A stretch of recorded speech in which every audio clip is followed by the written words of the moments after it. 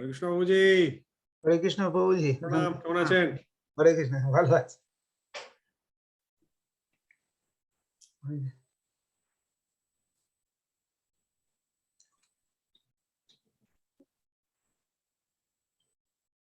বাবুজি, একটা প্রশ্ন জিজ্ঞাসা করছি।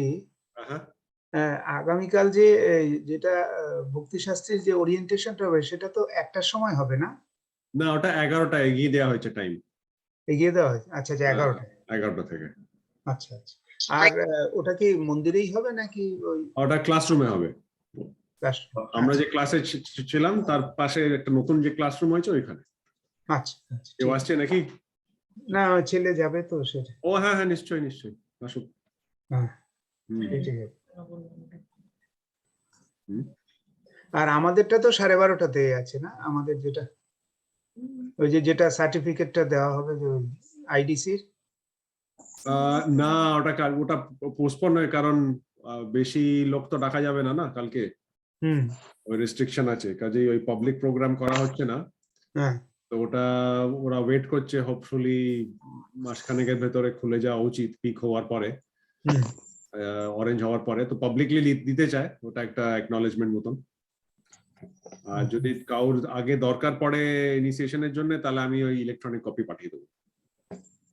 হ্যাঁ ঠিক আছে, সেটা আমি ঠিক আছে। তো আপনি জানিয়ে দেবেন সেরকম দরকার। না, সেরকম এখনো তো সেটা দরকার নেই, সেটা হলে নিশ্চয়ই জানাবো।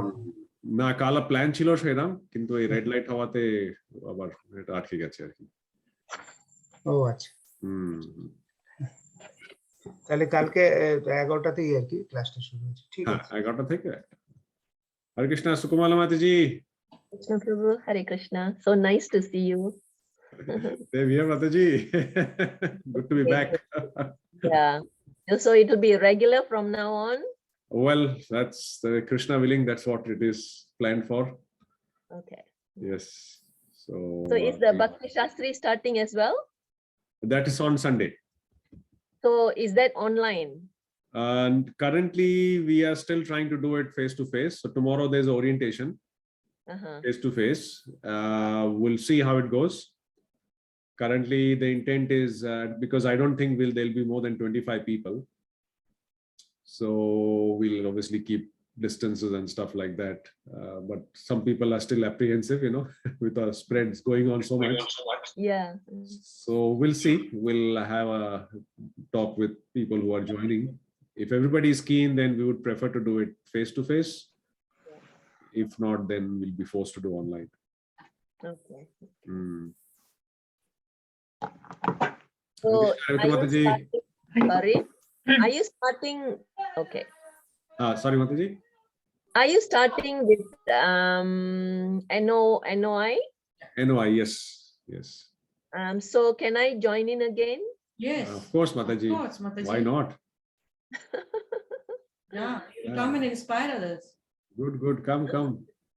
No, because I think as far as all the modules were concerned, I think the first two I was not very serious. Yeah, because you were trying the waters. Yeah, I wasn't sure. I was just trying to fathom how I'm going. Correct. Yeah, no, it happens. No problem, Mataji. You can definitely join anytime. Okay. Yeah, just let just come in. So we'll be continuing from so tomorrow is orientation, and then from the following week we will be starting formal classes. Yeah, I'll add you in the group then. Thank you. So that's okay. Then if you are wanting to do that module, maybe we'll add you to the new group, the Bhakti Shastri. Yeah, group.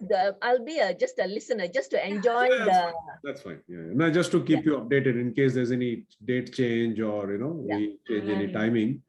Yeah, okay. To inform you. That's all. Okay.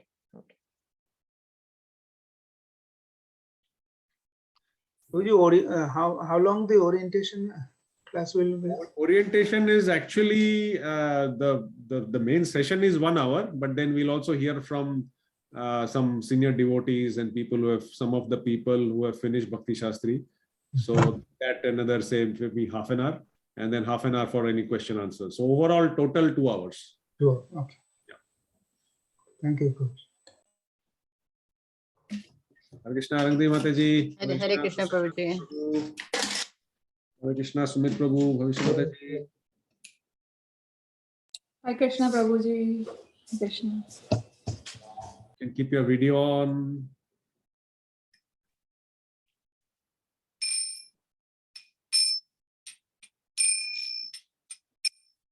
Jaya Radha Madhava Kunja Bihari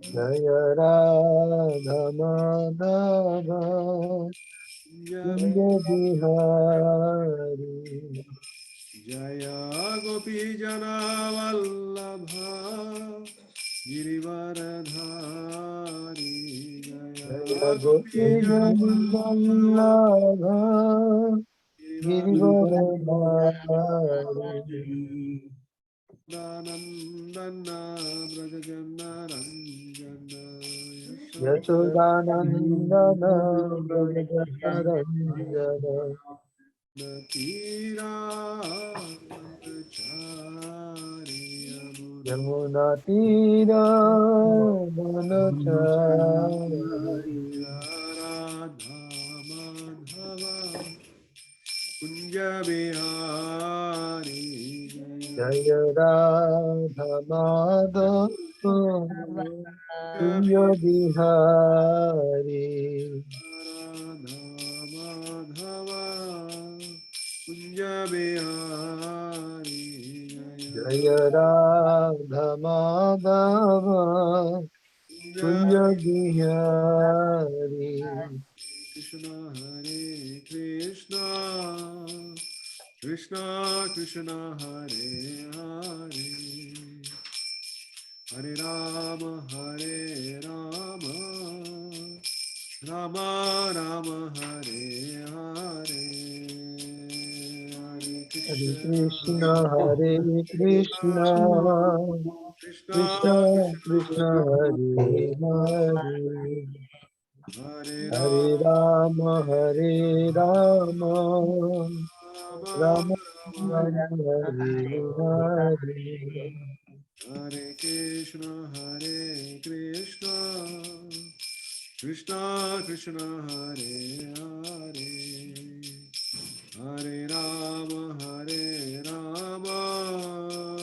Rama Rama Hare Hare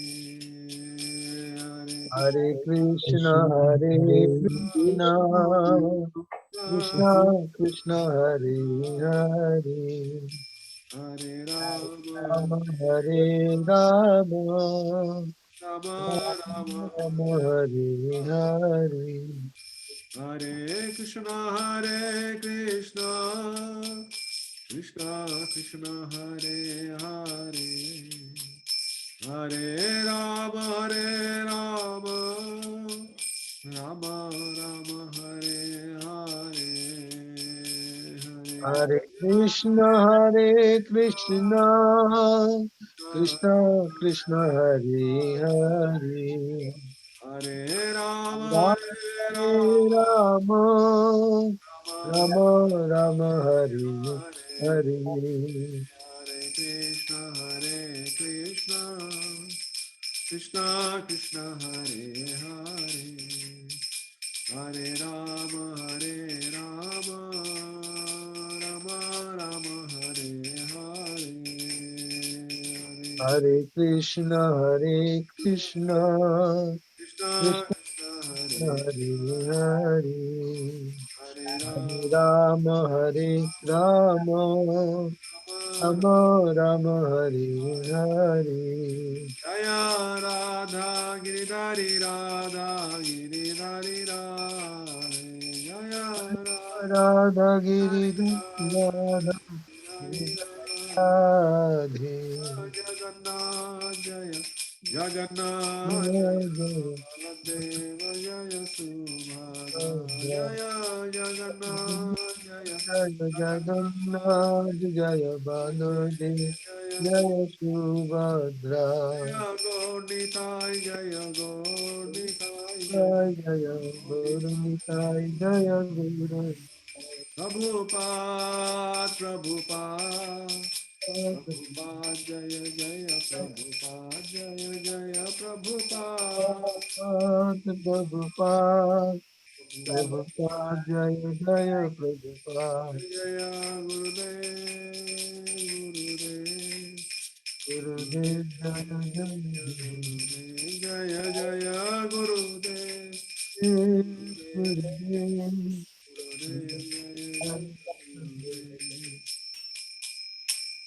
जय विष्णुपाद परमहंस परिव्रजकाचार्य अष्टोत्तर शतश्री ऐसी भक्ति वेदांत स्वामी शील प्रभुपाद की जय जय कोटि वैष्णव वृंद की जय रामाचार्य हरिदास ठाकुर की जय जय कृष्ण चैतन्य प्रभु नित्यानंद श्री अद्वैत गदाधर शिवासादि गौर भक्त वृंद की जय श्री श्री राधागिरिधारी भगवान की जय श्री श्री जगन्नाथ बलदेव सुभद्रा मैया की जय श्री गौर निताय की जय निताय गौर वंदे हरि हरि बोल all glories to the assembled devotees Hare Krishna all glories to the assembled devotees Hare Krishna all glories to the assembled devotees Hare Krishna all glories to the lotus feet of Sri Guru and Sri Gauranga all glories to Srila Prabhupada all glories to Srila Gurudev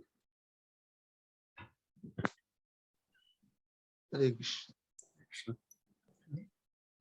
Om Namo Bhagavate Vasudevaya Om Namo Bhagavate Vasudevaya Om Namo Bhagavate Vasudevaya Narayanam Namaskritya Naram Chaiva Narottamam Devim Saraswatim Vyasam Jayam Mudirayet Nashtaprayeshu Bhadreshu Nityam Bhagavata Sevaya Bhagavate Uttama Shloke Bhaktir Bhavati Naishtini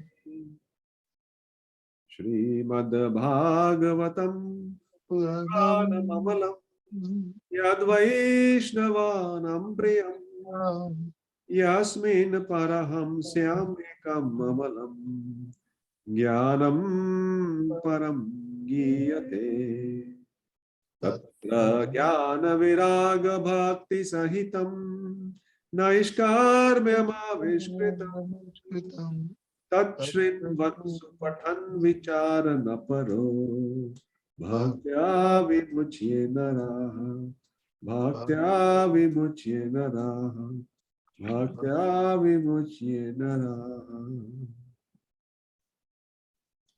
Srimad Bhagavatam ki jai. जय And then we'll do the two verses, the first two verses of Bhagavatam, memory verse. I've not recited for a while, so might get a bit rusty. Om Namo Bhagavate Vasudevaya Adyasya Yato Anvayaditaratas Chartheva Vigyaswarat Tene Brahma Hridaye Adi Kavaye Muhyanti Yatsuraya Tejo Varimridam Yatha Vinimayo Yatra Trisargo Amrisha Dhamna Svena Sada Nirastakuhakam Satyam Param Dhimahi Satyam Param Dhimahi Satyam Param Dhimahi Dharma Projna Kai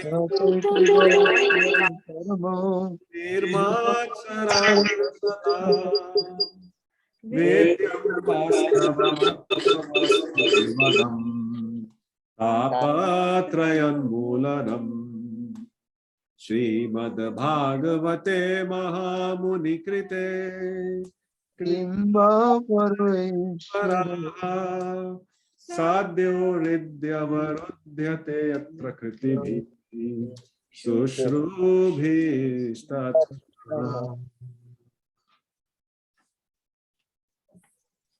we'll have to add the third verse also. 113 from next time. Yes, we know these three verses. Okay, so welcome everybody as we restart our Bhagavatam this year, 22. So, do we have any new faces? Yeah.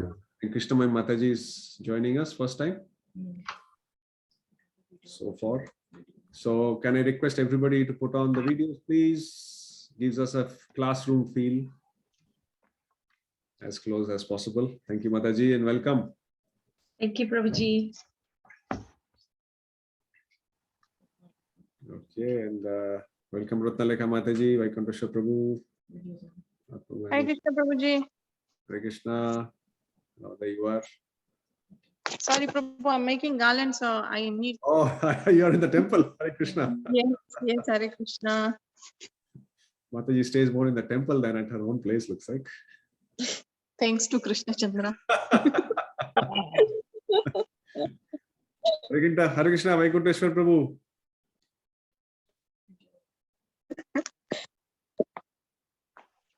माताजी दर्शन करा दो राधा गिरधारी के. Sure, Mataji. Thank you. I'll give it to Krishna Chandra. Hare Krishna Prabhuji. Okay, let me switch on. चलो प्रभुपाद से शुरू करते हैं.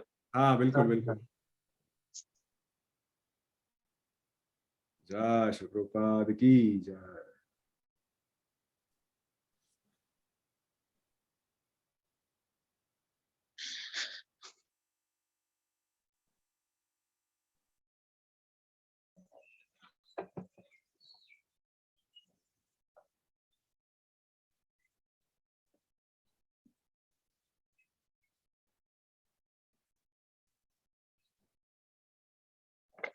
Yes, jai Shri Gaurnitai ki.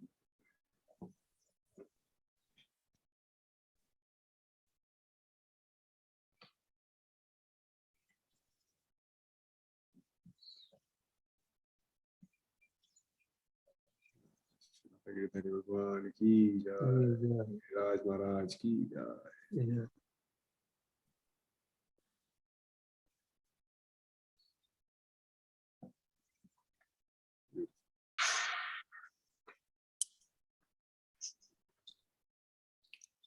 Maharani ki jai.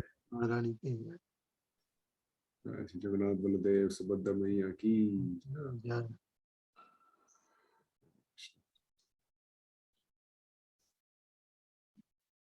Great.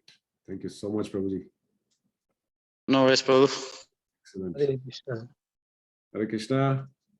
Sitanandini Mataji, welcome. Hare Krishna Prabhu. Dandavat Pranam. I am at work now and in the break. First person to send her homework. Submit her homework.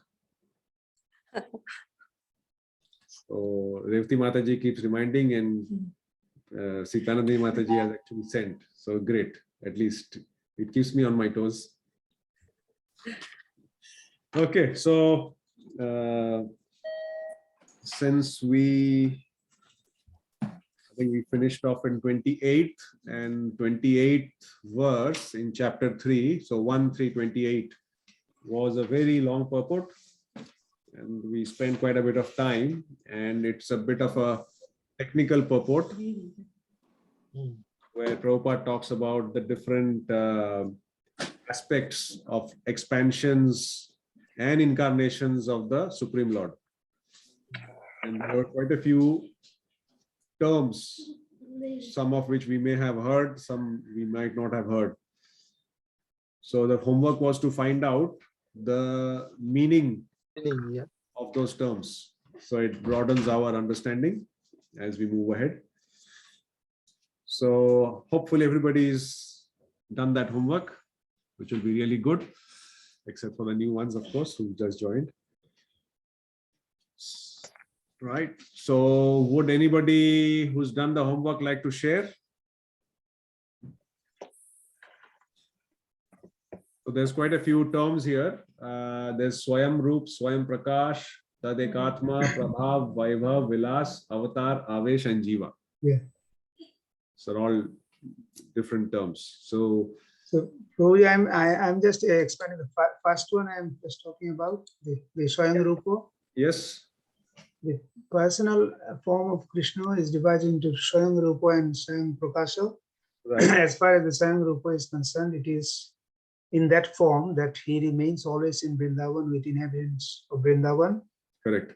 And the personal Swayam Rupa can be Srila Rupa Goswami has described Swayam Rupa in his logo Bhagavatam Rita, Right, the Purva Khanda, verse 12, that Atmanapekshi Yat Rupam Swayam Rupa Sauchate. The form of the Supreme Personality of Godhead that does not depend on other forms is called Swayam Rupa, the original form. right. So what is the difference between Swayam Roop and Swayam Prakash? Swayam Prakash is that form is also the in his personal form, and the Prakash is in some other there is a difference in physical appearance. Yeah, so basically when it is his own form, personal form, but when he expands on the personal form. Yes. So it's still Krishna, but he's expanding from that form. So that is called Prakash. So, like Prakash is how the light expands from that source. So Swayam Roop is a source. And from that source, when there is expansion, that is called Swayam Prakash. Yeah, that's a good point, Prabhu. Okay, somebody else would like to touch upon. Yeah, Swayam Roop means is the coward form in Vrindavan. That is the original form. Correct. And then Swayam Prakash is own expansion, what has you explained, Prabhuji. Correct. Yeah. From there, Swayam Prakash, there are two expansion. Again is Prabha Prakash, which is the exceptional form, and the Vaibhav Prakash is the emotional form. Right. So Vaibhav Prakash and Prabhav. Yeah. Prabhav Prakash, correct. Vaibhav Prakash is has the two forms again. One is Baldev, and Krishna is 200 form or 400 form in front of his parents. And in Prabha Prakash, which is the exceptional form, was manifested in Dwarka and his residence. Right. With 16,108 wives in Correct. and residence in Vrindavan. Right. So those are the two expansion again. Right. So they are all part of. So this is Swayam Prakash is actually split into two. So this Vaibhav and Prabhav, they are not separate. They are part of the Swayam Prakash. Yes. Okay. So Swayam Prakash is split into two, Vaibhav and Prabhav. And like Prabhu said, Vaibhav is more the Vrindavan forms of Krishna and Balaram. Yes. And all the other more opulent expansions in Dwarka or also in terms of the rasa dance is part of the. So it's just a minor difference, but it's essentially the same itself. Okay. So now that we're getting into details, it's good to understand them in that perspective. And this is we are just scratching the surface. There's more deep understanding, but at least that's good to know. Okay. Now that's good. So we've covered Swayam Roop, Swayam Prakash, Vaibhav Prakash, Prabhav Prakash. Okay, somebody else would like to talk about the next?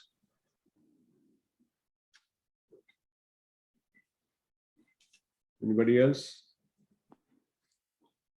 So what is Tad Ekatma?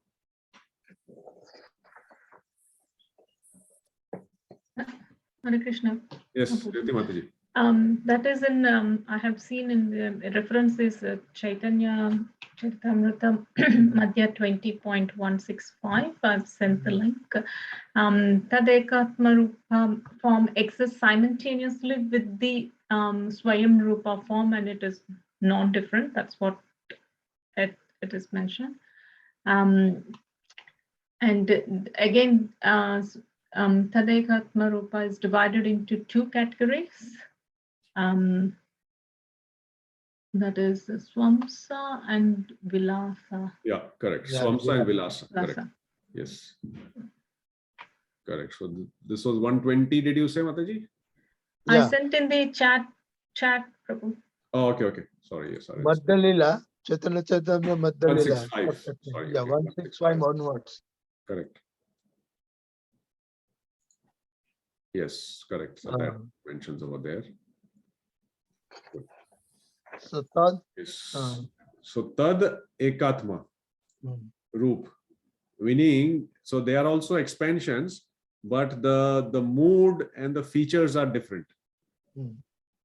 Right? So not only features, so in Vaibhav Prakash, in Krishna Balaram, the features are different. Color is different, but the mood is same. But here in Tadekatma Roop, the mood is also different. So under Swamsa is all the incarnations. yeah, Swa Amsha. So part of the origin. yes. And the other one is Vilas. Vilas is more the opulent part, which is the Vaikuntha. The Krishna, when he expands as different Vishnu forms in the Vaikuntha planets, that's Vilas. Okay. And yes, Mataji, we are recording it. And then the Swamsa is essentially all, like everything, all incarnations, other expansions, everything that we can think of comes under Swamsa. Right. So that is that. Now under Swamsa, there are a lot of different categories, right, which is not there, but I will, I have access to a very nice one-page on this thing, which I'll share with you. So from Swamsa, we've got Leela Avatar. Yeah, 6. Okay. From Swamsa, we've got Purusha Avatar. Yeah. From Swamsa, we've got Guna Avatar. From Swamsa, we've got Saktavesha Avatar. Yes. And from Swamsa, we've got Manvantara Avatar. And from Swamsa, we've got Yuga Avatar. So all the avatars that we understand are coming from Swamsa. Swamsa is coming from Tadekatma Rupa. Tadekatma Rupa is coming from Vaibhav. Vaibhav is coming from Swayam Prakash. Swayam Prakash is coming from Swayam Roop. Did you get that link? So any avatar, you can ultimately link it back to Swayam Roop. Why do we need to know this? What is the first verse we learn in Bhagavad Gita? Janmadiyash. Oh, sorry. Oh, Bhagavad Gita. Sorry, Bhagavad Gita. First verse we learn. Chatushloki. Aham sarvasya. Aham sarvasya prabhavo mata sarvam pravartate. Means what? Yeah. Mata sarvam pravartate. Everything emanates from me. Krishna told Arjun. Now here it is proved how mata sarvam pravartate. Yeah. It is not good enough for us to understand mata sarvam pravartate, to know mata sarvam pravartate. We have to understand how he is the source. So this understanding in this purport, Prabhupada tells us how everything that we see, ultimately it all goes down to Krishna, Swayam Roop. Yes. And just to give you a trailer, and can you see this page? Yes. Some of you might even have this. Yes, Yeah. I have. Right? So this is the Swayam Roop. Yeah. And then these are the expansions. Yeah. That's Tadekatma Roop. That's Swamsa. And under Swamsa, these are the ones that I just talked about. Yeah. 6. Right? And then here, if you see this one I've marked, this is called Saktavesha Avatar. Yeah. So empowered living entities. They are basically jivas, but they are empowered. Yes. Right? So like our Prabhupada, he can be put in this particular categorization. Yeah. Right? And then under this, there are they are of course separated energies. They are not Krishna in terms of Krishna's form as such. They are part of Krishna's energy. and that is the jivas. Mm. So of course they are not specifically mentioned here. If you see, there's just mention of living entities who are directly empowered by the Lord. Mm. That much. So everything, this one chart gives you a complete understanding of Krishna, and then how he expands, and then how he comes as different avatars in different periods of time, and how there are these empowered living entities who are helping Krishna in his work as and whatever he desires. Okay, so I'll scan it and I'll send it in the group. Okay, great.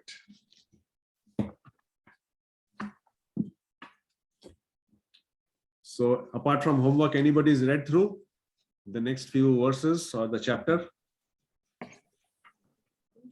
Yes.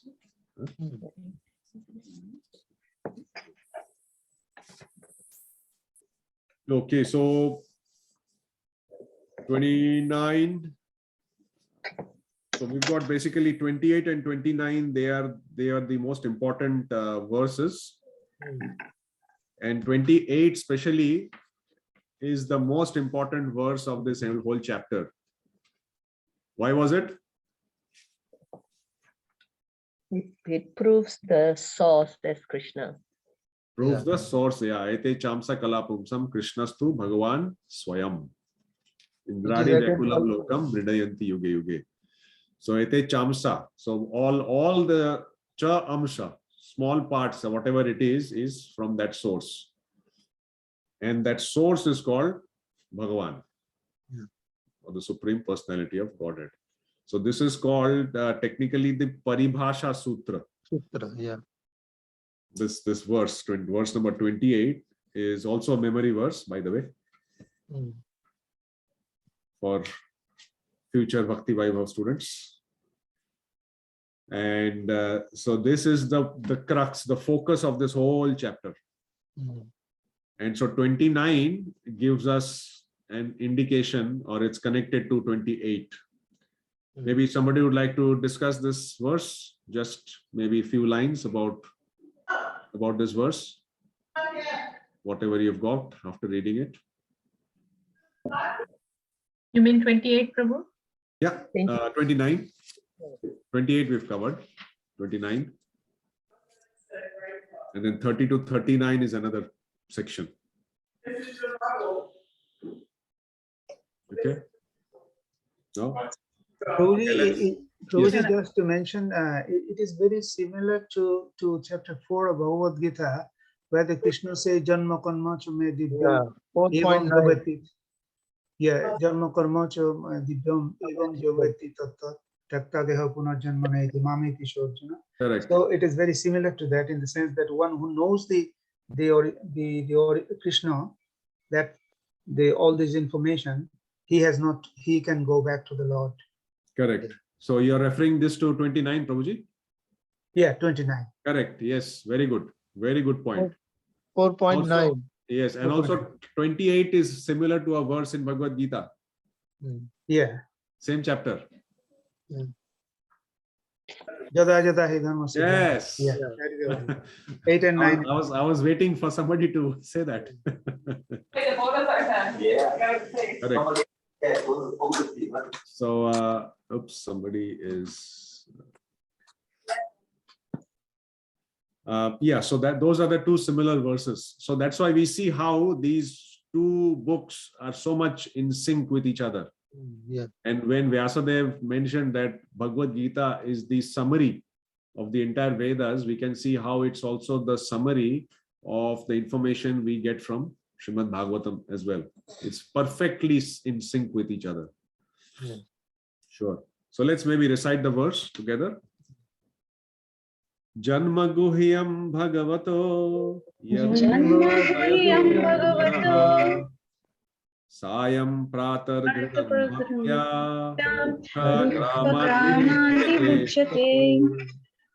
Whoever recites the read loudly. Translation. Whoever carefully recites the mysterious appearance of the Lord, with devotion in the morning and in the evening gets relief from all miseries of life. Correct. So let's pick some important words in this verse, in this translation. So translation is whoever carefully means what? Focus. Focus. Focus. We should be focused. So when we are reading, we should be very focused with full attention and attentive. Right. So we have to focus. Focus and do what? Recite. And this word is very important. The mysterious appearance. We have discussed this before. Mystery. Prabhupada uses the word mystery. Why is it mystery? Because it is not very easy to understand if you are not focused.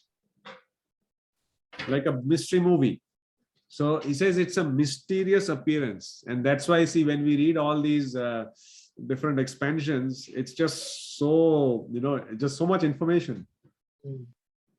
And if you're not attentive, will not catch and will get confused. So first is we have to be carefully reading, reciting the mysterious appearances of the Lord with devotion in the morning and in the evening. Twice a day. Very difficult. For us, even once a day is difficult. But again, the whole aspect is, when today the emphasis is on reading Prabhupada's books every day, the whole ISKCON, there is this big movement that's going on. Books are the basis. So it is just to make people aware that if we don't connect ourselves every day with Prabhupada's books, then we are leading a very risky spiritual life. Very, very risky. So with devotion in the morning and evening, if you do that, what happens? You get relief from all miseries of life. Of course, as devotees who have come this far, or as prospective devotees who have come this far, we are not wanting to read Bhagavatam just to get relief from miseries. Even when we chant Krishna's names, we'll get relief from miseries. So why should we, read Bhagavatam only to get freedom from miseries?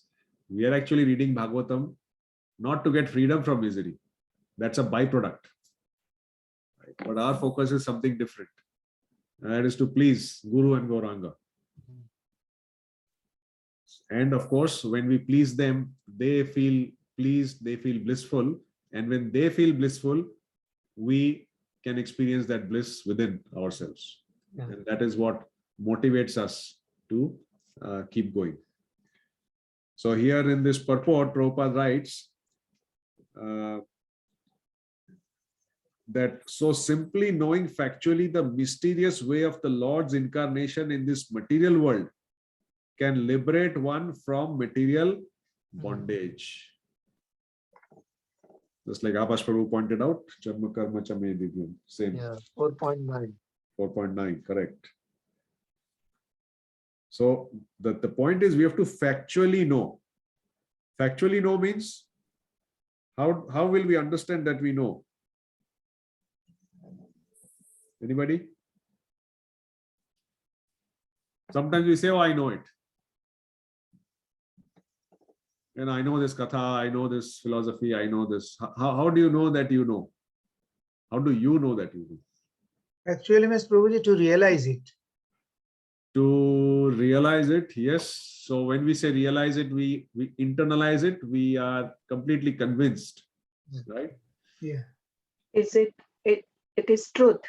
It is truth, yes. But how do you, like, for example, it may be information, it may be the philosophy. How would you test yourself to ask, have I understood it correctly?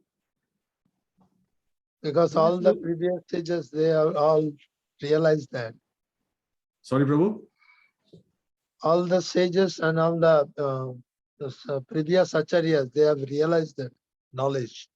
Yeah, correct. They have realized it. But my question is, how do you know for yourself that you have understood it? We have got a proof of that. I mean, when we have realized the proof of it in our own life. Could it be that we will lose interest in material, like material living, like our taste for spiritual things would heighten, and we lose. Yeah. Yes, that's definitely one of the important parts. So Or as soon as we are connected, or we feel we are more interested in these subject matters, our understanding is more attracted to these things, automatically the material things that are happening around us, we are still connected to them. We cannot, completely move away, but they don't interest us. attached. Yeah, it'll be indifferent. Yeah. Also, when we share others. Also, when we share Yes, to thank you. others. Who said? Sita Nandini Mataji. Fantastic point. This is the point I was looking for. So how do you know? See, these are very tangible things, very practical. So question was, how do you know that I know? Like I've read about, say, Bhagavad Gita. I've read about, Krishna giving Arjuna instructions in chapter 4, how this science was given, how it was lost, and how when somebody reads it, they get out of, I know that. But do I understand correctly in the right sequence? Have I missed any other points? How do I know? When we I share know when I'm able to explain the same points in the same way to somebody else. Yeah. Preaching to others. Yes. So when we share that knowledge correctly, then we know that we have understood it correctly. Is it not important? Very, very important. Otherwise, sometimes we keep reading. And we read. And then what happens? We forget. Then you again read. And then you forget. And then we are playing, chore police. So as soon as we read, we assimilate, we understand, from Prabhupada, from senior devotees, from any other devotee, we assimilate. As soon as we assimilate, we put it down as notes or some form or the other, and we have to impart that knowledge. Right? So when we impart the knowledge, our understanding becomes very pakka.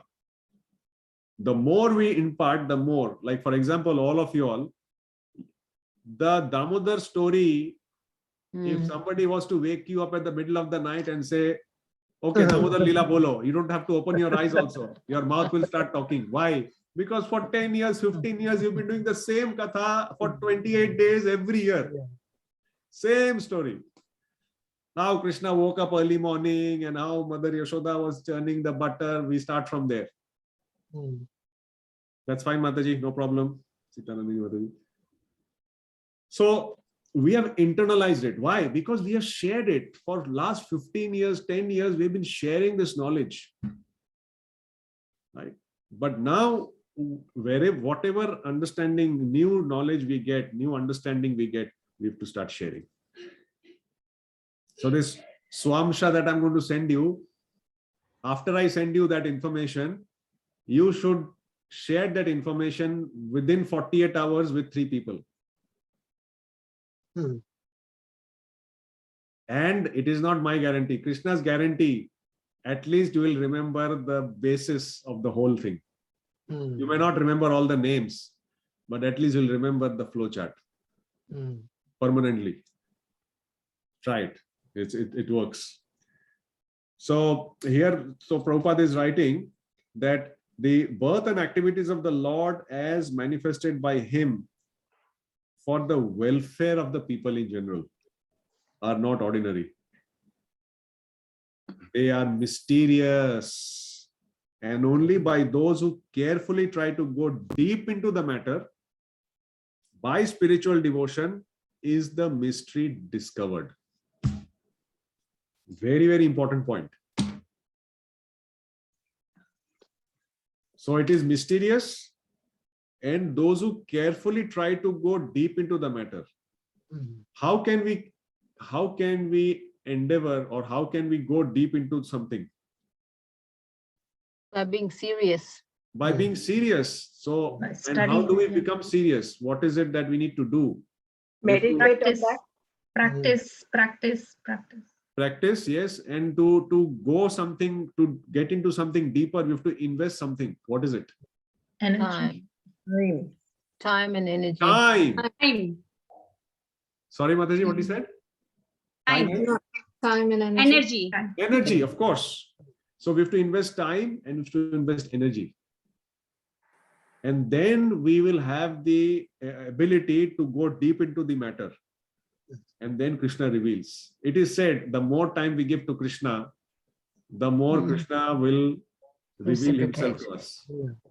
Because he wants to know that, he just wants to know whether we are even interested in him or not. Right? So we just keep sending text to Krishna, that is okay, but sometimes we should make phone call also. Right? It's like sending forwards, you know, when you send somebody forwards, they don't care much. Okay, this person, no, just connection. But when you call and speak, how does a person feel? Oh, he's interested in me. Right? And that too, when we call without any reason, just wanted to say Hare Krishna. How does a person feel? Great, isn't it? So imagine how Krishna will feel. So we have to give him time.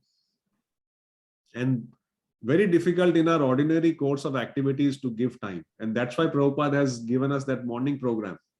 That morning program is time for us. However busy we may be, however responsibilities we may be having, we get up early morning when half the world is asleep and we spend time with Krishna.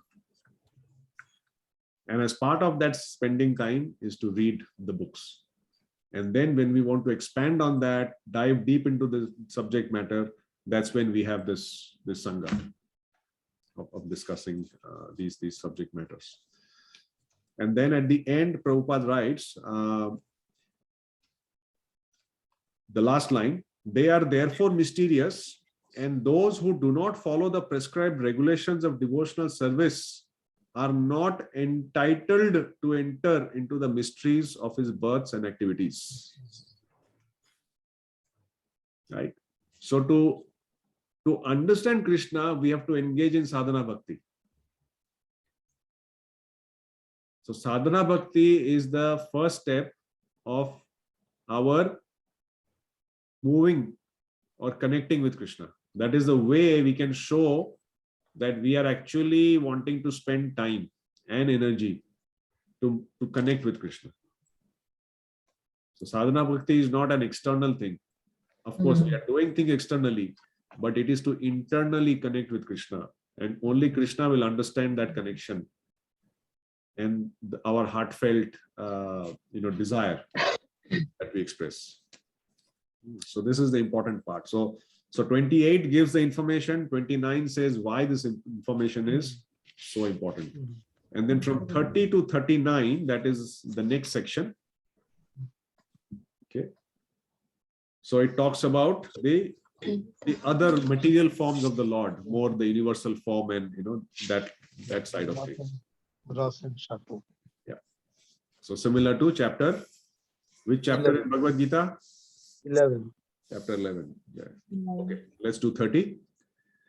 Etad rupam bhagavato yarupasya chidatman maya gunabhirachitam mahadadibhiratmani. Okay, translation, somebody? The conception of Virat universal form of the Lord as appearing in this material world is imaginary. It is so unable to less intelligent and neophyte to adjust the idea of the Lord having form, but factually, the Lord has no material form. So we've discussed at length in chapter 11 when we did universal form, and here it's more of a refresher. So what is it? The conception of the universal form as appearing in the material world is, it's an imaginary form. It's not eternal. That form is not constant. That form keeps changing, and we discussed it when we did universal form, that the form Duryodhan saw, the form Mother Yashoda saw, and the form Arjun saw. There are some commonalities, but it is not exactly the same. Right?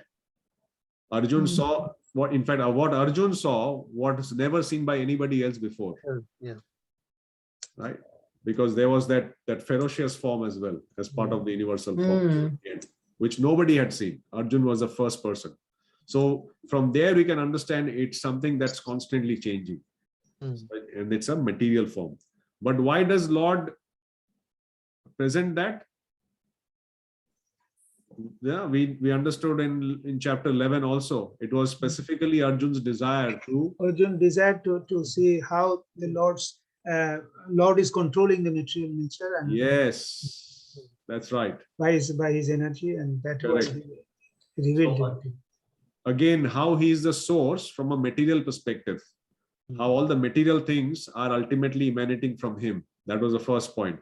And second is to establish the supremacy of Krishna as a supreme Lord. So in future, people do not claim to be God and cheat people in general. And it is also a starting point for neophytes or people who have no conception of God, because at least they can perceive something extraordinary as a form of the Lord. So you see, sometimes people, when they see Krishna's form, they do not see him as God, but they see him just like an ordinary human being, because he looks like an ordinary human being, 2 hands, 2 legs, playing a flute and, just moving around in Vrindavan. He just like an ordinary boy. But when you see the Virat Roop, that's something you can't conceive. It cannot be an ordinary person having so many heads, so many tongues, so many hands, and fire, and so it is easy for a person who does not have a deeper understanding to relate to that form as something extraordinary, as a supreme. So Krishna even satisfies those people.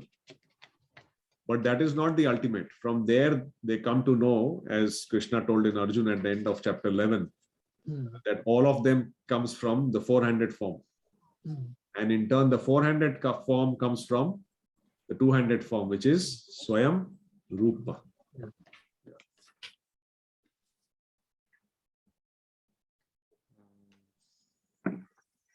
There's one interesting point in the purport Prabhupada writes at the end. I won't go through all the other things we've discussed. So here Prabhupada writes that the present forms of the conditioned souls are also not factual.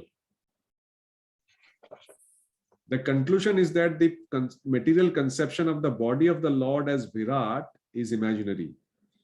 Both the Lord and living beings are living spirits and have original spiritual bodies. Right. So it is, yes, Mataji. So the conditioned souls, we are also conditioned souls here. So this form is not our, it's imaginary. It's not original. I mean, it's not, when you say imaginary, from in the sense that it keeps changing. So Material. Yeah. Sometimes, we feel imaginary means it's just like a dream. It could be, but what imaginary essentially means, it keeps changing, it's flickering. Like when you imagine something today, and in fact now, in 1 minute, you can imagine it's completely different. You're still imagining, but the forms change. Your imagination forms that you're imagining, they keep changing. So similarly, this body that the soul has keeps changing. Similarly, the Virat Roop keeps changing.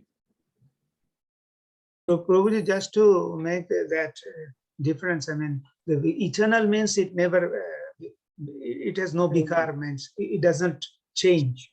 Correct. But material thing always changes. Correct. So Correct. But God is eternal in the sense his form is spiritual and not material. Correct.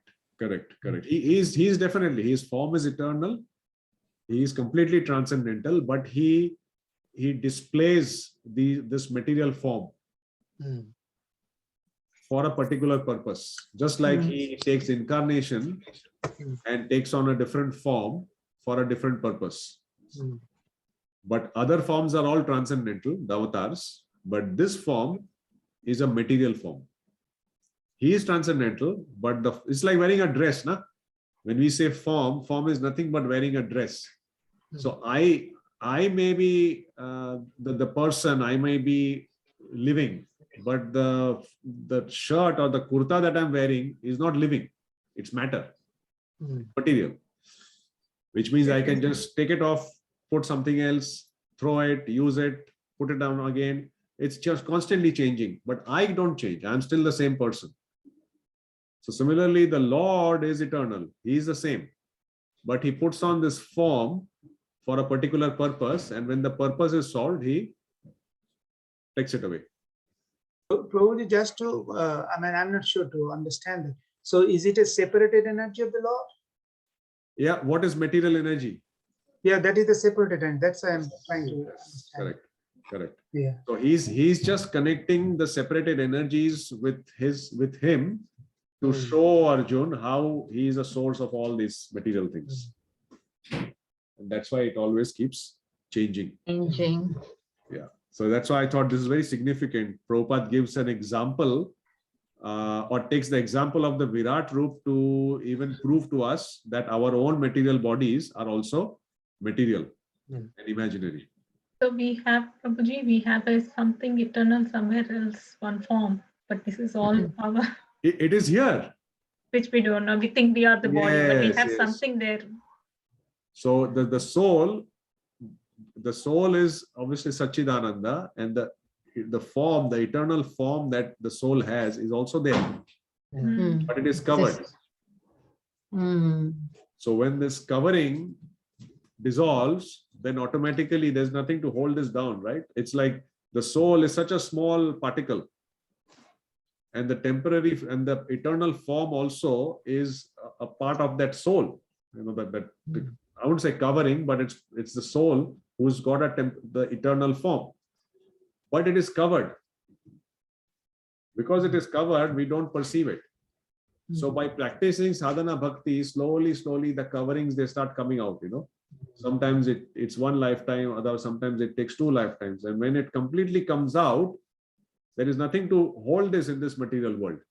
So automatically it goes to where it belongs. And that is the process of bhakti. Bhakti is nothing but dissolving this gross and subtle body. So the more intense our bhakti is, the faster this dissolves. That is all it is. And when we read this information, it increases our desire to intensify our bhakti. That is the whole process. Yeah. Okay, we'll move on to 31. Yatha nabhasi me ghaugho renurva parthivo anile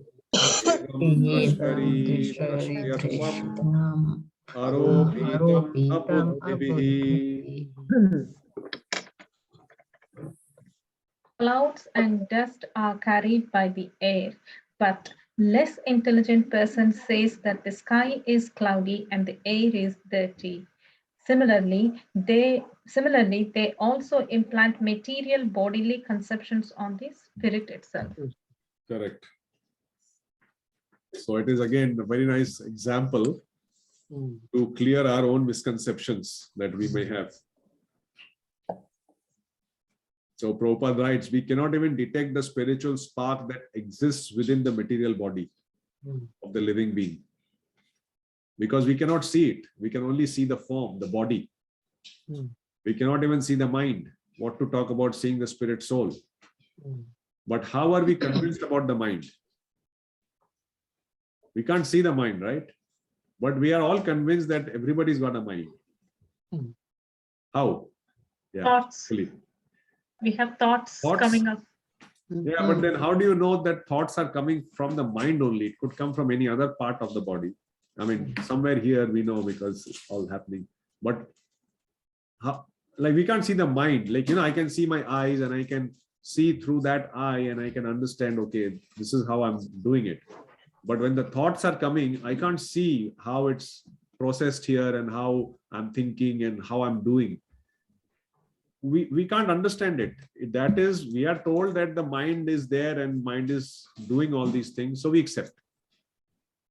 So isn't there an element of faith to accept that there is mind? Yes. Is it or not? Now you ask anybody, excuse me, have you got a mind? That person might feel offended, you know. So what do you mean? But if you ask somebody, have you got a soul? What is the response you might get? Half the people will say, what is a soul? Right? Some people who are a bit aware, they might say, yeah, maybe, who knows? I've heard we have a soul. So what is the difference? The difference is that at least people should know I'm a spirit soul. That's the first instruction of Bhagavad Gita. And how do you know that? You have to realize it. You have to realize it. And we've gone through that process of how we can tangibly prove that we are not the body. There is something else which is me, not this my physical self. So it's if people are not even aware, when we cannot even detect the soul. And if we cannot detect the soul, then where do we start? It's very difficult. So Prabhupada writes, so we have to accept the living being's presence by the presence of his gross body. So we cannot see the soul, but we have to start somewhere, right? So we start from the gross body that we can perceive. Then we go to the subtle body, which we cannot perceive, but we may realize through perception, right? Just like we cannot perceive air. Can we perceive air? We cannot. But when there is a wind and it passes over our skin and we feel the wind, then we can realize the presence of air. Otherwise, there is no wind and you say there is air. I don't know if there is air. You are saying that. So similarly, to understand soul, first we have to understand gross body. Then we have to understand subtle body. Then we can understand the soul. So that is a stage-wise process, because our conditioning is preventing us from understanding the soul properly. So then Prabhupada writes, similarly, those who want to see the Lord with their present material eyes or with the material senses are advised to meditate on the gigantic external feature called Virat. So everything has a purpose. So this is just for new people who cannot perceive even the subtle body. They have to at least start developing some faith. So by showing the Virat Roop, at least they are convinced that there is some superior power, energy, person, whatever it is. And then they start making more inquiries and deeper inquiries. And Prabhupada gives a very nice example here. So when the president goes out in his car, people say, oh, here is the president. For the time being, we identify the car with the president. All right, so car is going. We don't even see the president, but we know it's president's car. Just like you've got US president's aircraft, Air Force One. Somebody sees the aircraft, they know it's a president. Now they don't see the president inside, but they know, they have that information. So similarly, when they see the Virat Roop, they have the information about the supremacy of the Lord. So similarly, less intelligent people who want to see God immediately without necessary qualification are shown first the gigantic material cosmos as the form of the Lord. That's the purpose. So 32. Ata param yad avyaktam avyudha guna brahmitam adrishta shruta vastutvat sajivo yat punarabhavaha. Beyond this gross conception of form is another subtle conception of form, which is without formal shape and is unseen, unheard, and unmanifest.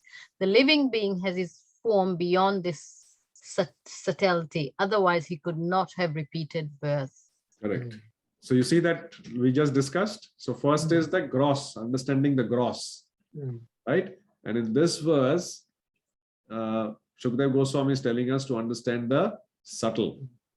Right? So subtle conceptions of form, and the subtle does not have a form, right? But it is emanating from the gross, as part of the gross, right? That's okay.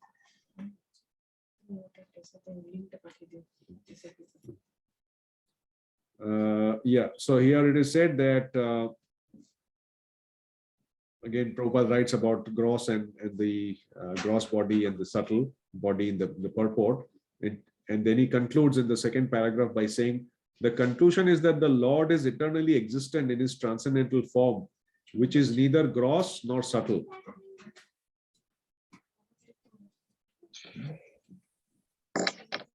Like that of the living being, his body is never to be compared to the gross and subtle bodies of living being. All such conceptions of God's body are imaginary. Okay. So again, it is slowly moving somebody from gross to subtle, and then the next one, 33.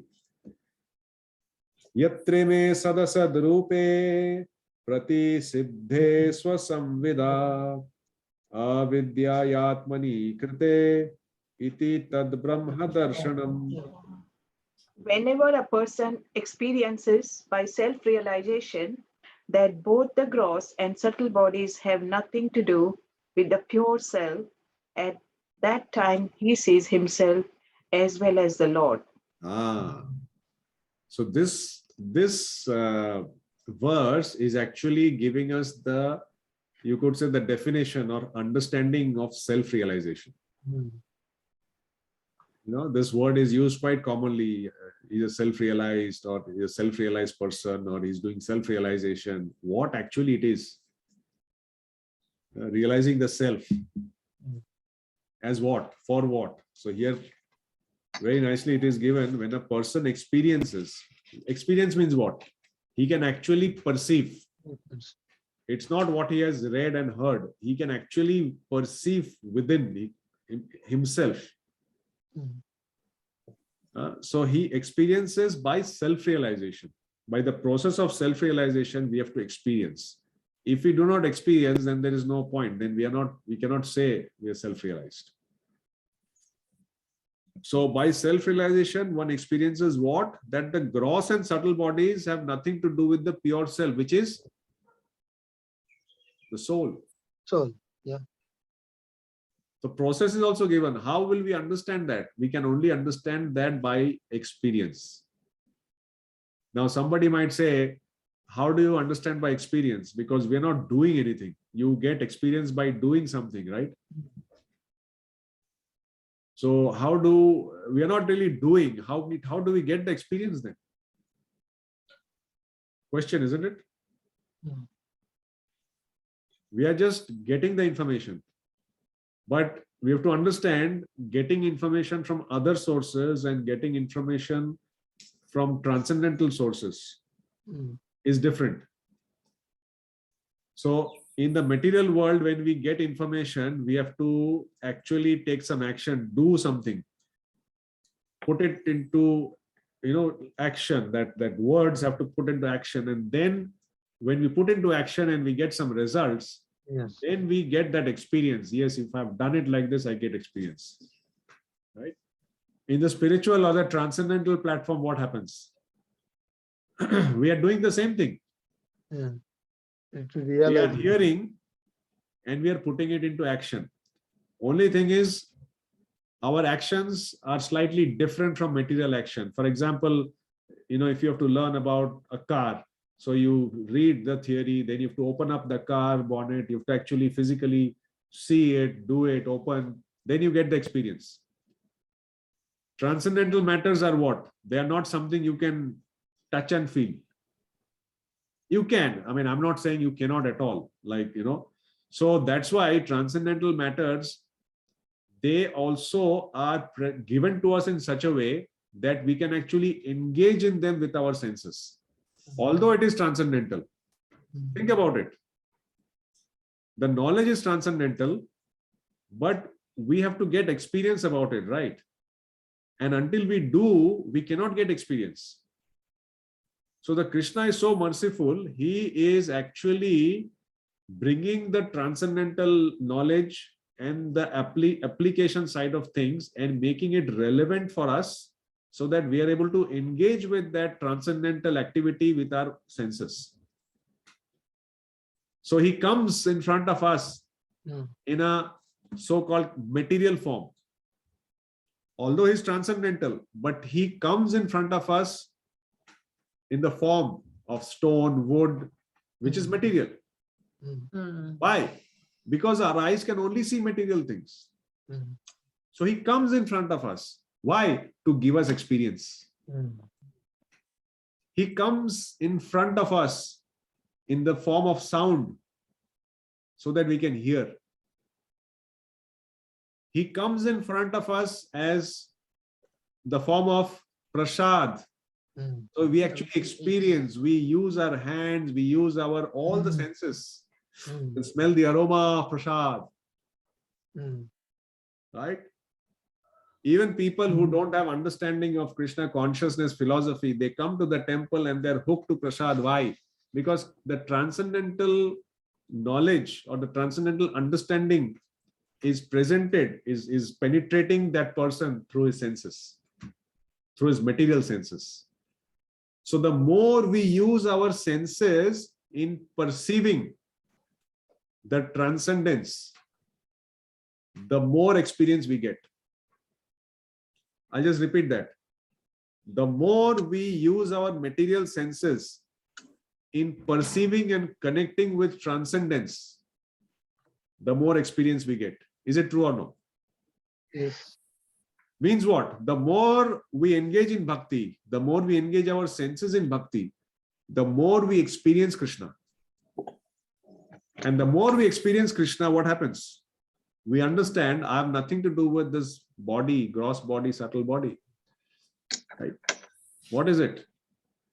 Yourself, soul. Yeah. Right. Why is it that Sukumala Mataji is doing this Bhakti Shastri course again? Or she wants to do some modules again? She didn't want to join. Why? We understand. Body has it's come to the point where it cannot take so much austerity. Mm. The mind is still sharp, but the body cannot. But it is not about the body. It is not comfort for the body or the subtle mind. Right. This course is food for the soul. Yeah. And when the soul is happy, the soul will push the subtle body. The soul will push the gross body. The soul will push the intelligence and will make him do it. Mm. And the soul feels happy. When the soul is happy, guess what? Yeah. The subtle body is happy. Yeah, The everybody. gross body also feels theek hai. It's okay. It's good. It was a bit of a problem, but it's nice. Good. Isn't it? Doesn't it happen to us? Yes. Very true. That's what keeps us going, right? So this is experience. And there is no shortcut. That's why Prabhupada says we are all in our own journey. We can pray for others, but we have to have our own journey because experience can only be gained by us. Nobody else can gain experience on our behalf and give it to us. Not possible. So this is very important. When a person experiences by self-realization, then he sees himself as well as the Lord. This part is very important. Seeing the self or realizing the self in relation to the Supreme is self-realization. Yeah. If we were to just put it as a very simple one-liner, Mm. right? Realizing the self in relation to the Supreme is called self-realization. Yeah. And then Prabhupada writes, knowing this convincingly is called liberation.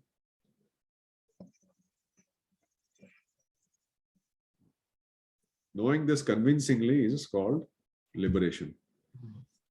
And Prabhupada also expands on that by saying self-realization means becoming indifferent to the needs of the gross and subtle bodies and becoming serious about the activities of the self. Just like you were sharing earlier on that how do we know we are more attached to spiritual activities, to transcendental knowledge? Our interest and inclination towards material things, they become less and less. Okay. Any other points there? I think that's pretty much that. Okay, let's go to 34. Yadyesho parata devi Maya Vaisharadi Matihi Sampanna Eveti Vidur Mahimni Sve Mahiyate. If the illusory energy subsides and the living entity becomes fully enriched with knowledge by the grace of the Lord, then he becomes at once enlightened with self-realization and thus becomes situated in his own glory. So again, the same thing. Because of external energy, we are bound in this material world, not interested in transcendence. So when that when the illusory energy subsides, again, under the directions of the Supreme Lord, then the living entity becomes enriched with knowledge by the grace of the Lord. So these two things start happening simultaneously. We get knowledge by the Lord's grace, and because we get the knowledge, we engage in bhakti, the illusory energy and its influence reduces. Still there, but reduces.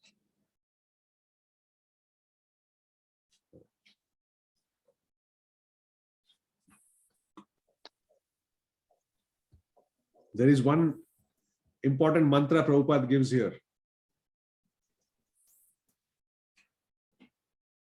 How external energy can be converted to internal energy and vice versa. In the purport, he writes that the Lord is absolute. All his forms, names, pastimes are identical with him. So his transcendental energy acts according to his omnipotency. So he can perform anything and everything through the agency of his energy. So he, meaning the Lord only, can turn the external energy into internal. Therefore, by his grace, the external energy which is employed in illusioning those living beings who want to have it subsides by the will of the Lord in terms of repentance and penance for the conditioned soul. So the same energy that is keeping us bound with this material world suddenly will throw us out of this material world at the feet of Krishna, or will influence us by the grace of the Lord to be more attracted to superior energy, or will transform into superior energy for us as a spirit soul. So we don't have to go anywhere. It is the same people, same environment that is binding us. The same environment will now pave the path for liberation. That's why the grace of the Lord is important. So nothing is to be left. We don't have to leave this and go there. So that's why Prabhupada says that this jail, we are in this jail, but currently Durga is keeping us encaged.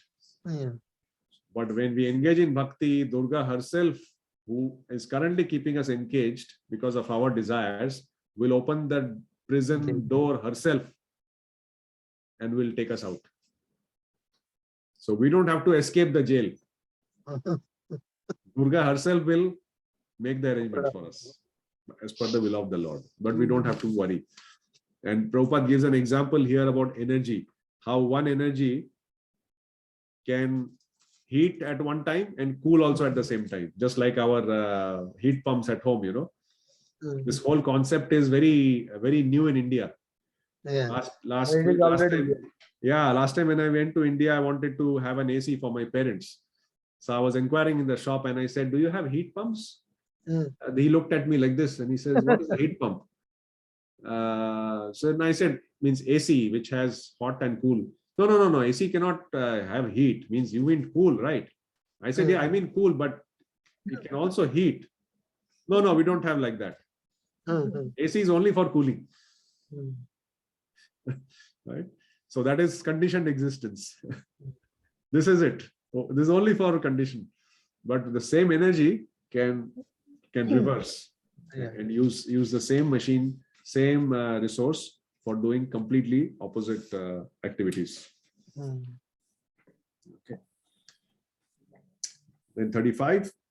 Evam janmani karmani hyakartur ajanasya cha varnayanti sma kavayo Veda Guhyani Ritpatehe.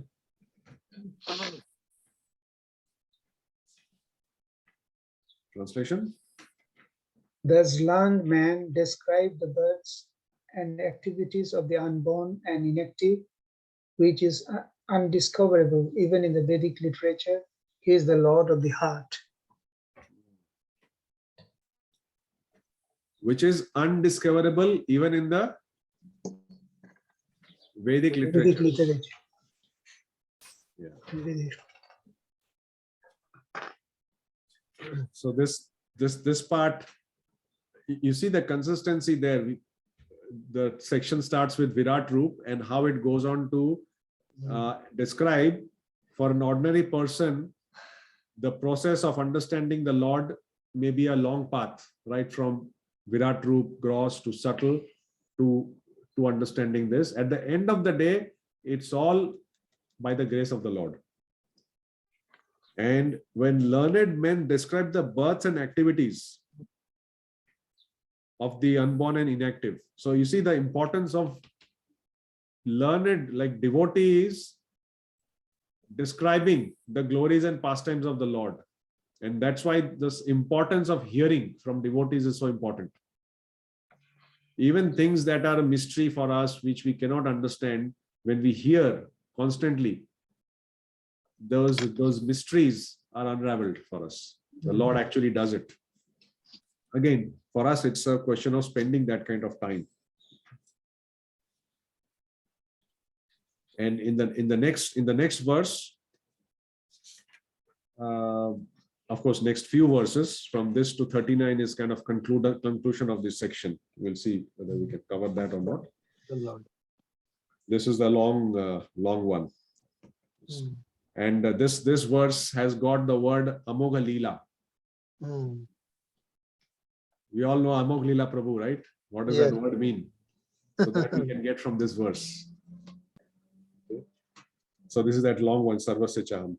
Savaidam Vishwam Amogha Leelaha Srijatyavatyatina Sajjate Asmin Bhuteshu Chantar Hita Atma Tantraha Sadvargikam Jihigrati Sadguneshaha.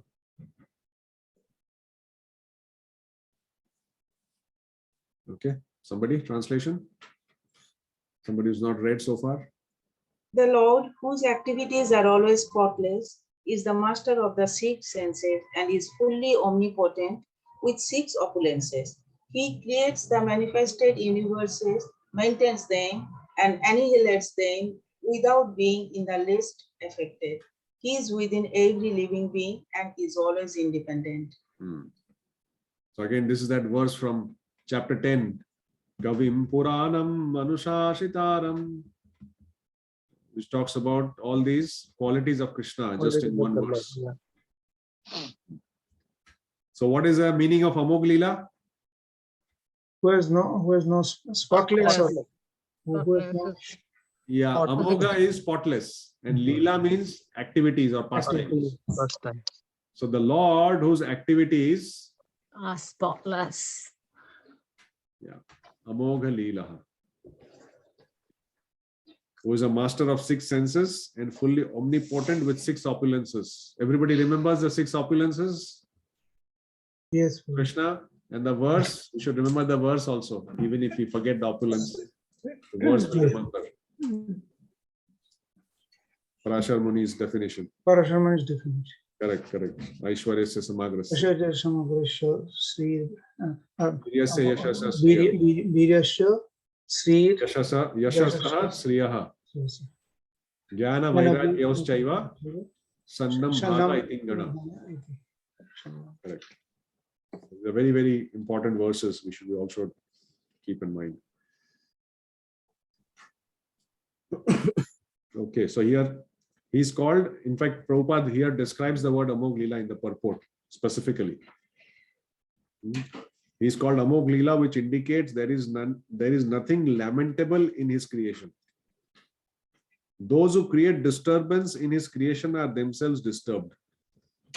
It gives us so much solace, isn't it? This statement. So Yes, Prabhu. In this present age, it is very hard to believe that. So that's why we need to dig more deeper, yeah, into these things. Yes, you're right. It's very difficult. Very difficult. And especially when such a important statement is there, which says that there is nothing lamentable in his creation.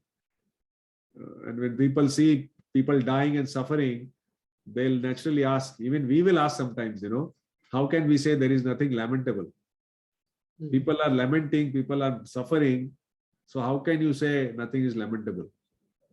So how do you answer to that? Sometimes we are ourselves not convinced. Do you have an answer to that? If people, I'll ask you, Prabhu, if somebody asks you the same question, what will you say? This is my experience. I am telling a real story from my life. When I was working in the bank at one department, the personal department, and dealing with a lot of people, and the chief manager told me, there were some hard people, like, as you know, what happens in West Bengal at the time. So at one time, my chief manager told me that at the time, that don't worry, these people will be dealt by the natural process. Now I find exactly the same thing here. So what he said there, but at that time I didn't know all that. It will, don't be worried, whoever is very extreme, he will be processed by the natural process.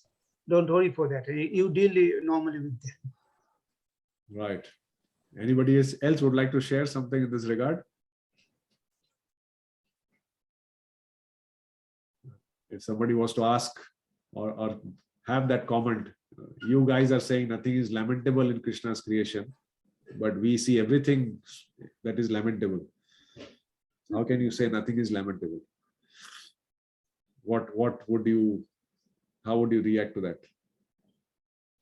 Sometimes we think, oh yeah, you're right, man. Instead of convincing them, we get convinced sometimes. Either we get convinced or we get confused. Yeah, so any other thoughts? I'm pretty sure this question will come in either Read and Relish or Bhakti Vriksha, or even generally when we talk to people around us. Isn't it? Prabhu, we have the knowledge that whatever is happening around us is due to the individual's karma. So there is actually nothing for us to really lament about. It is happening according to how it is meant to happen. It's one's own doing. So there is no really, for people to lament about. Correct. But I totally agree. Yes, that aspect is right. So we've got individual karma. And we have the knowledge, you see. So then it doesn't affect us. But again, there are very real life happenings around us, which we cannot just brush them aside. Like the reality is millions have died all over the world in the last 2 years. Now, if somebody says that's not lamentable, then, then there has to be a very strong reason or understanding behind that. If the reality is per person who has lost their dear ones, they will definitely lament. Even when we lose our near and dear ones, whoever it may be, we lament, definitely. But what's the difference between a person like a devotee's lament and a materialist lamentation? I think the devotee knows that they are in a world which is full of misery. So nothing is lamentable because we are in that situation. We need to find a way out and get out to where there's no misery. So that's one way of explaining it, that nothing is lamentable because that's where we are. We are in a place that is full of suffering because we chose to come here. Now we need to just, find a way to Guru and Shastra and get out. Good point. Yes. So why are you trying and saying there's so much lamentation here, so much misery here? Because this is precisely the place for all those things. Yes, and it's a temporary place. Yeah, it's a temporary place. If we didn't have lamentation, we'll make this our permanent place. Like the example of people in jail. The idea is to reform yourself and get out. So if it's not full of suffering, we'll choose to stay here. Correct. Yeah, good point. It's mentioned in Bhagavad Gita also. It's Dukkalayam. So yeah. Correct. So that particular knowledge, which we can share with others. So correct. Yeah, that's we why just we are tell them suffering. it is what it is. There is a nice quote which recently, I think was on Facebook, and Kala Prabhu forwarded it. It's a Prabhupada quote. I mean, I can't say it exactly as is, but the gist of that is somebody asked Prabhupada about something similar, that we want to ensure that we make things better in this material world. At least we should try and make things better. And it was in some specific context. And Prabhupada said that, why are you wasting so much energy to improve things in this material world? Whether it improves or not, or whether it deteriorates, you should not put your energy there. Put your energy to get out of this material world, so that you suffer no more miseries and go back to Godhead. Put your energy there. Don't put it here. This is an ever-changing place where everything is changing, and all you get is misery, even after putting so much effort and energy. So why bother? Yeah, so definitely that's a good point, but it has to be backed up with some examples. It has to be backed up with some experiences.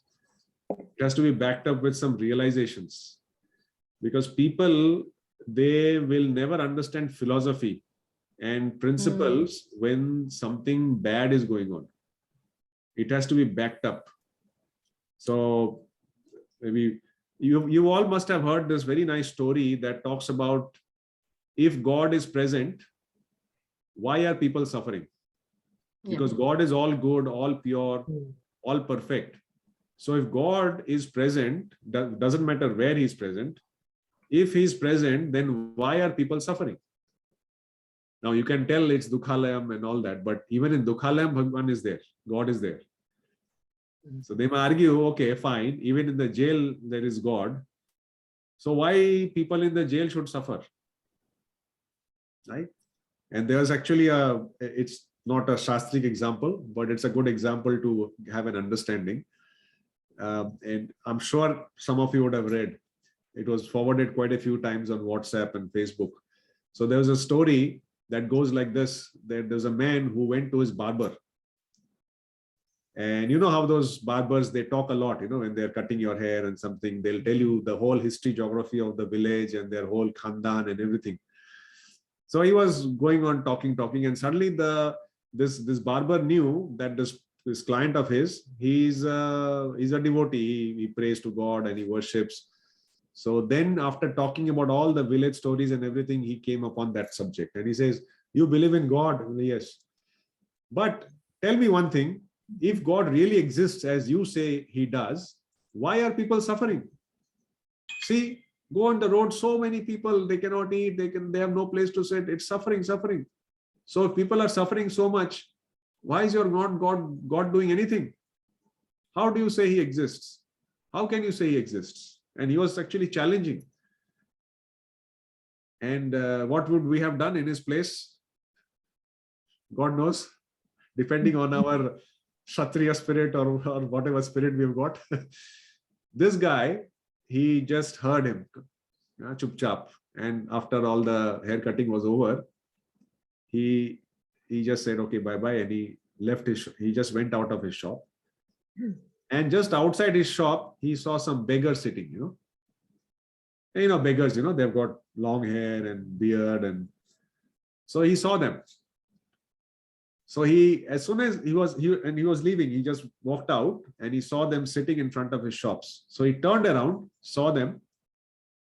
And in a few minutes, he came back inside the shop again. And he came inside and he looked at the barber, and the barber still didn't have anybody. He was standing. And he said, you know what?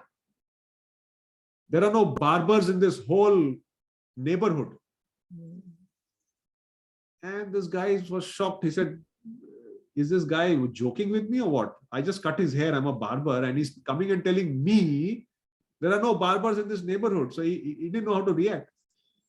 Then after he composed himself, he said, what do you mean? I just cut your hair. I'm a barber. He says, no, I don't agree. how can you be a barber? I said, excuse me, I cut your hair. You just saw me. What happened to you? He said, see, you told me that people are suffering, right? And you see in front of your shop, there are so many people who are suffering.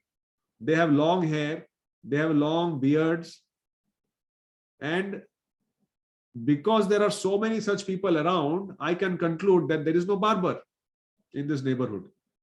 The barber said, Are Baba, see, there are people with long hair, long beard, but they have to come to the barber, na? Only then I can cut his hair. So he said, in the same way, suffering people have to come to God, na? Then God can relieve his suffering. Nice point. You can always add to it. But the point is, we have to connect to God. God is there to help us. So the more we don't connect, the more we are suffering anyway. But if we don't connect, we are on our own, feeling the pain even more. At least when we are connected to the Lord, the pain might still be there, the problems will still be there, but at least because of our connection to Him, we can react appropriately and we don't feel the full intensity of the pain. By the Lord's mercy, it goes on a very, on a very lower level, it passes off. So our connectivity with Krishna is not only through chanting the holy name, but it is also connecting to Him by hearing His glories, His pastimes, His activities through the pages of Srimad Bhagavatam. Srimad Bhagavatam ki jai. All right. That's pretty good. Anybody has any other thoughts or to share? Questions? Yeah. All good? Excellent. Okay. So we finished till 36. 36. Yeah, 36. So we'll continue from 37. Okay. Thank you very much. Thank Hare you. Krishna, Srimad Hare Bhagavatam Krishna. ki Hare Krishna. jai. Prabhupada ki jai. Ki jai. Gaur Premanande. Hari Hari Bol. Krishna Prabhu Ji ki. Hare Krishna Prabhu. Jai. After a long time, we had a good discussion, Prabhuji. Thank you so much. Thanks to all the devotees who have been wanting. Whenever there are people who are thirsty, water will flow. Yes. Jai. Thank you. Hare Thank Krishna. you. Hare